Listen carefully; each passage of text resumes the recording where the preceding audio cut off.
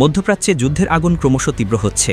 Israel যুক্তরাষ্ট্রের টানা বিমান হামলার জবাবে তেহরান উপসাগরীয় অঞ্চলে থাকা মার্কিন সামরিক ঘাঁটিগুলো লক্ষ্য করে পাল্টা আঘাত হানছে। এই প্রেক্ষাপটে ইরানের পররাষ্ট্রমন্ত্রী আব্বাস আরাগচি স্পষ্ট ভাষায় জানিয়েছেন, তাদের যুদ্ধ প্রতিবেশী দেশগুলোর সঙ্গে নয়, বরং যুক্তরাষ্ট্রের সঙ্গে। তার ভাষায়, আমরা আমাদের প্রতিবেশীদের আক্রমণ করছি না, আমরা মার্কিন সামরিক ঘাঁটিতে আক্রমণ করছি। তিনি হুঁশিয়ারি দিয়ে বলেন, মার্কিন সেনারা হোটেলে আশ্রয় নিলেও তারা লক্ষ্যবস্তু হওয়া থেকে রক্ষা পাবে না। অর্থাৎ শত্রুরা ঘরের ভেতরও নিরাপদ থাকবে না, এমন স্পষ্ট বার্তাই দিয়েছে তেহরান। আরাগচি অভিযোগ করেন, চলমান কূটনৈতিক আলোচনার মধ্যেই যুক্তরাষ্ট্র ইসরায়েলের সঙ্গে যৌথভাবে বিমান হামলা চালিয়ে কূটনীতির সঙ্গে বিশ্বাসঘাতকতা করেছে। তিনি উপসাগরীয় দেশগুলোকে আহ্বান জানান ইরানের বিরুদ্ধে যুক্তরাষ্ট্রের পদক্ষেপের উপর চাপ সৃষ্টি করতে। এদিকে যুক্তরাষ্ট্রের সামরিক বাহিনীর মধ্যপ্রাচ্য ভিত্তিক কমান্ড ইউএস সেন্ট্রাল কমান্ড জানিয়েছে, শনিবার থেকে শুরু হওয়া হামলায় অন্তত ৬ জন মার্কিন সেনা নিহত হয়েছেন। এক বিবৃতিতে বলা হয়, ইরানের প্রাথমিক পাল্টা হামলায় ক্ষতিগ্রস্ত একটি স্থাপনা থেকে নিখোঁজ ২ সেনার মরদেহ উদ্ধার করা হয়েছে। উপসাগরীয় দেশ কুয়েতেও উত্তেজনা ছড়িয়ে পড়েছে। দেশটির সশস্ত্র বাহিনীর দায়িত্ব পালনকালে ২ নৌসেনা সদস্য নিহত হয়েছেন বলে সেনাবাহিনী নিশ্চিত করেছে। তবে কিভাবে তারা নিহত হয়েছেন সে বিষয়ে বিস্তারিত জানানো হয়নি। সাম্প্রতিক দিনগুলোতে কুয়েত ইরান থেকে ছোঁড়া ড্রোন ও ক্ষেপণাস্ত্র প্রতিহত করছে।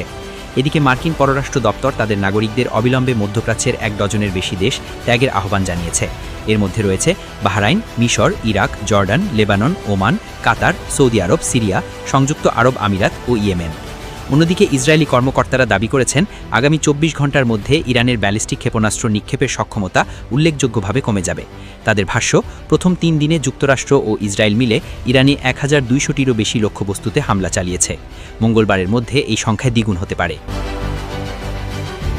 এদিকে যুক্তরাষ্ট্রের সামরিক বাহিনীর মধ্যপ্রাচ্য ভিত্তিক command US central command CENTCOM জানিয়েছে, শনিবার থেকে শুরু হওয়া হামলায় অন্তত ৬ জন মার্কিন সেনা নিহত হয়েছেন।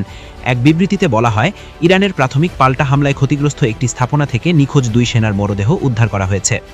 উপসাগরীয় দেশ কুয়েতেও উত্তেজনা ছড়িয়ে পড়েছে। দেশটির সশস্ত্র বাহিনীর দায়িত্ব পালনকালে ২ নৌসেনা সদস্য নিহত হয়েছেন বলে সেনাবাহিনী নিশ্চিত করেছে। তবে কিভাবে তারা নিহত হয়েছেন সে বিষয়ে বিস্তারিত জানানো হয়নি। সাম্প্রতিক দিনগুলোতে কুয়েত ইরান থেকে ছোড়া ড্রোন ও ক্ষেপণাস্ত্র প্রতিহত করছে। অন্যদিকে স্যাটেলাইট চিত্রে দেখা গেছে, ইরানের বন্দর আব্বাসের একটি সামরিক বন্দরে কয়েকটি নৌযান থেকে ঘন ধোঁয়া উঠছে।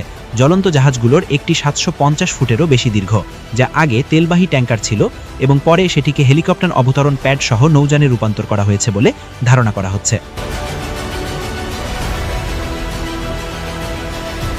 এদিকে রবিবার পশ্চিম জেরুজালেমের কাছে ইসরায়েলি শহর বেইত শেমেশে একটি সুরক্ষিত আশ্রয় কেন্দ্রে ইরানের ক্ষেপণাস্ত্র আঘাত করে।